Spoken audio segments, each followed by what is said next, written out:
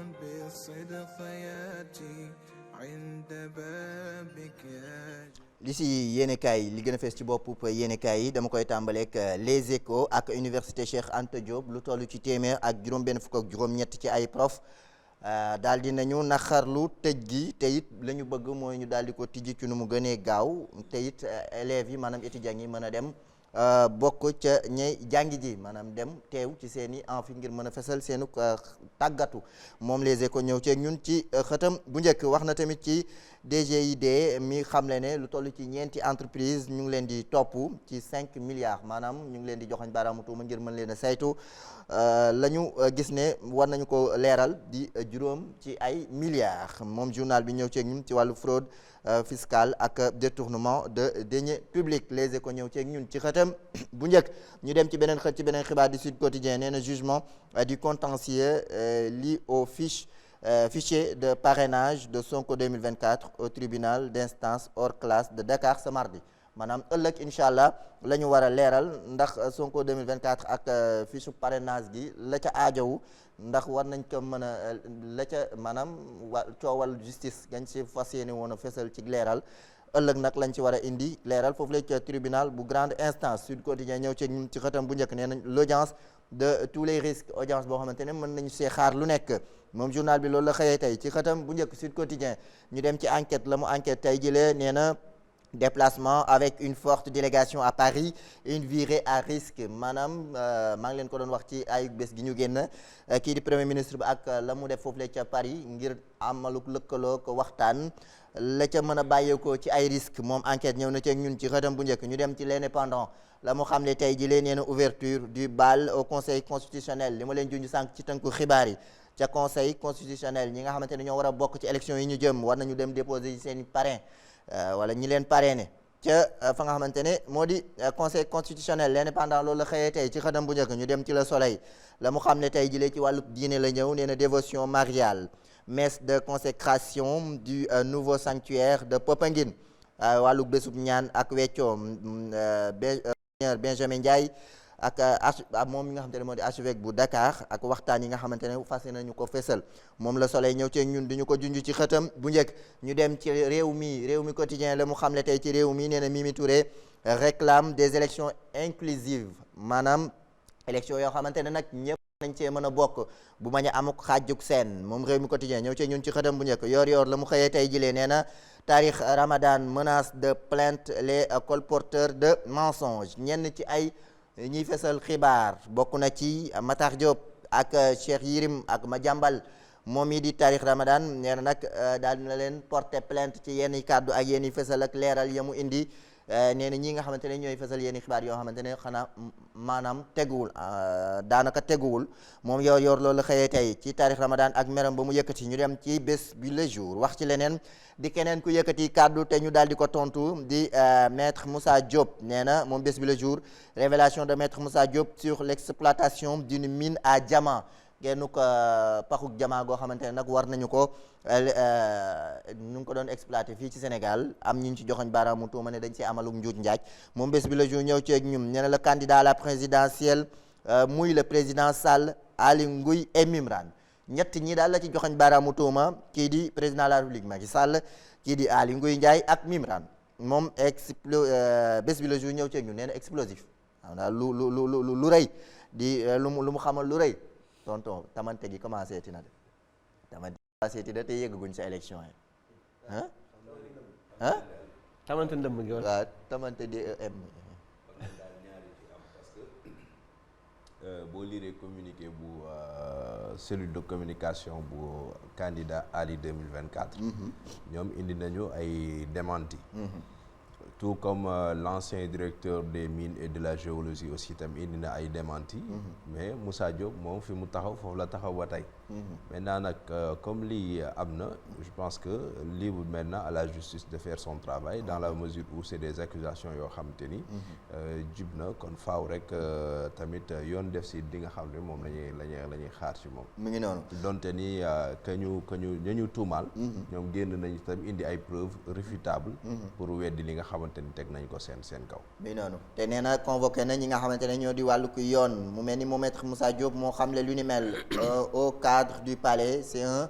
récidiviste il doit être poursuivi loolu la ñenn ñi xamle. Aly Ngouille Ndiaye moom nag daal di yeddi ba mu set comme ni nga ko waxee ces lettres sont inexistantes une pure imagination moom bés bi le jour ñëw ci ñun ci xëtam bu njëkk ñu dem ci l'info la mu informé Moussa Diop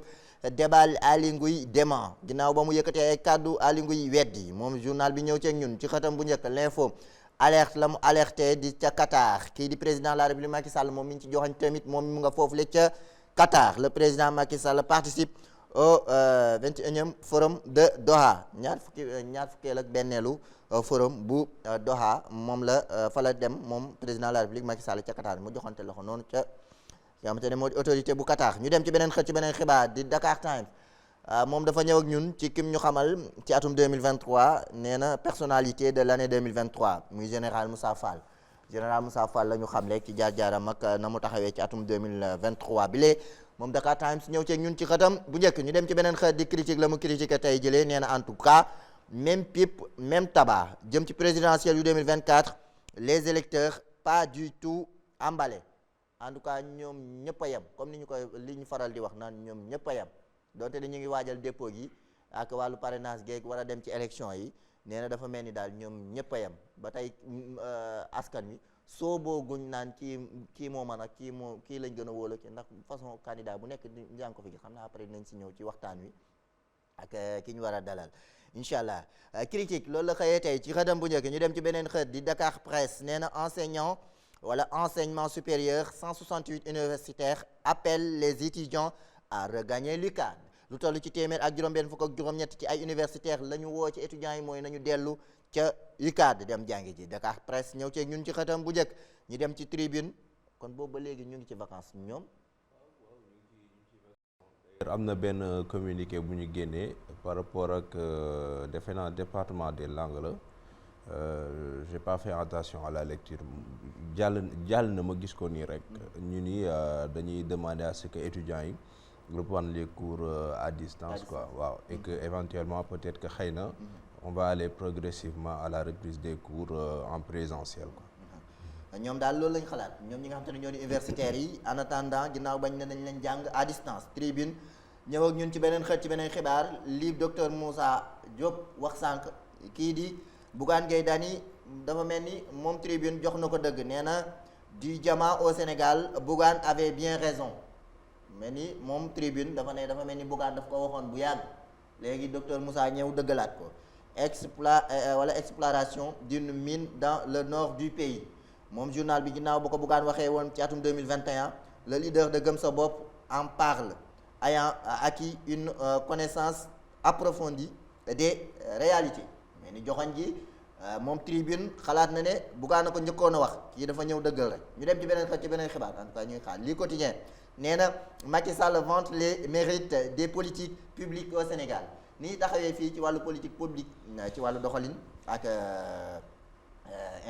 investissement ak lu ni mel ca Doha moom président de la République Macky Sall tagg na nag réew mi xam ne it ne def na ci jéego yu am solo moom lii quotidien ñëw ceeg ñun di def promotion yi foofu ca Doha moom journal bi loolu la xëyee tey lii quotidien moo ñu ko xam rek l'observateur ka mu observé ne ki nga xamante ne boobu léegi ñu ngi ko doon seet waaye gisaguñu ko ndax gën nañu koo dégg di Idrissa Seck nee na l'énigme d'un silence idyllique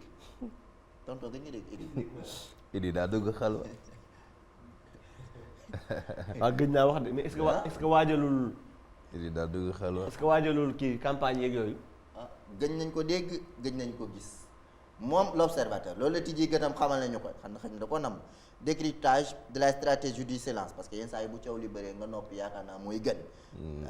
à quelques mois de la présidentielle waaye dañoo xaw a jege présidentielle bi il travaille à élaborer son projet de société et à bâtir une large coalition l'observateur moo ñu ko xam léegi l'évidence nee na Bougane Gueye Dany dénonce le scandale et met le gouvernement sur le gril mbirum wàllum jamaa gi ci sunum réew moom Bougane Gueye Dany mu ngay dénoncé te joxañ baaraamu tuuma état bu Sénégal le quotidien nee na les faux diamants de Moussa Diop diamants yi nga xamante ne maanaam amaana amul joxoñ na ci baaraamu tuuma kii di Macky Sall Mimran ak Aly Ngouille moom journal bi ñëw ceeg ñun l'ancien DG de Dakar Dem Dikk lettre confidentielle entre les 3 hommes joxe na gennuk lettre boo xamante ne nag sànni na leen ko ne leen acca indi leen leeral ci mbir mi Ousmane Cissé di ancien directeur des mines moom it nee na il n'y a aucune exploitation de diamant au Sénégal moom loolu la wax amul benn exploitation bu ñuy def ci wàllu diamant ci Sénégal tontu gu mu indi ci kii di maître Moussa Diop. Le quotidien ñëw cee ñun ci xëtam bu njëkk ñu dem ci Vox Populi week-end de galgal politique ku nekk yaa ngay galgal sa morom comme li ma la wax léegi tonton. diggante maître Moussa Diop ak Aly Ngouille Ndiaye donc ñu bokkoon nañ ca gouvernement bi ñoom ñëpp ci gouvernement bi lañ nekkoon n'est-ce pas. voilà xam nga mooy li ma doon wax fan yee si ginnaaw. instant bi nii la configuration politique au Sénégal telle qu'elle est. c'est que on n'est plus dans une perspective de pouvoir et d'opposition ñoom ñii ñëpp ku si nekk tey da ngay xool noo mën a éliminer sa candidat sa adversaire quitte à ce que da nga wut des accusations infondées yoo xam te ne da nga koy teg ci beneen candidat boo xam te ni njortu nga ni kii mun na am doole ci sa kaw maanaam politique de déstabilisation la et de neutralisation la maanaam tey da ngay xool noo mën a yàqee sa campagne borom parce que le choix que ñu porté ñoom c'est pas un choix dû au hasard kañ la ñu war a commencer présidentielle yi suba campagne bi war nañu commencer d'ailleurs tey la ñuy tàmbali lii di dépôt parrainage yi ça veut dire que le contexte est bien choisi pour maanaam xool ku nekk nooy mën a exploiter say faayu adversaire politique te benn affaire bu mu la bett aussi gis nga candidat yi ñu bëri dañ leen di seen nii ci kaw rek mais en réalité bëri na si candidats yoo xam ñoom ñoo bokk même projet politique ñoo bokk même ambition politique ñoo bokk même gis-gis ci ni nan la ñu war a mën a bokkee ci élection 2024 yi gis ne wàllum baara yëgoo la waaw mais bien sûr parce que bëri na ay plan yu ñuy wax ay plan B plan C plan D bu mu la bett ëllëg boo gisee benn candidat nekkoon ci benn posture wax ni que moom day demal boppam nga jékki-jékki dégg ñun la jël na beneen bannière beneen parti ngir demee ci loolu bu mu la bett parce que configuration politique bi moo laaj loolu moo tax ñu ngay galgalante jamono ji ñu xool kan moo cay daan jël Vox Populi ñëw ci ñun ci xëdam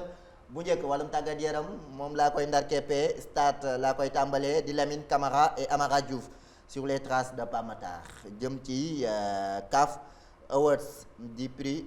jeune joueur de l'année ci CAF kii di Lamine Camara ak Amara Diouf bokk nañ ci ñi nga xamante ne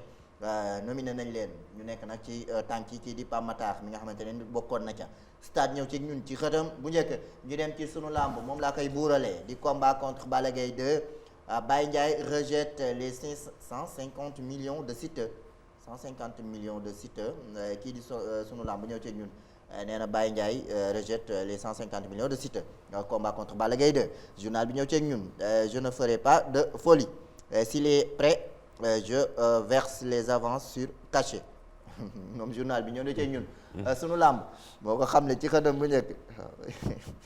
loolu moo gën a fees ci boppu yéene kay temps bi daf ñu xaw a tëgg waaye bëggoon naa ci ñëw xaalis sax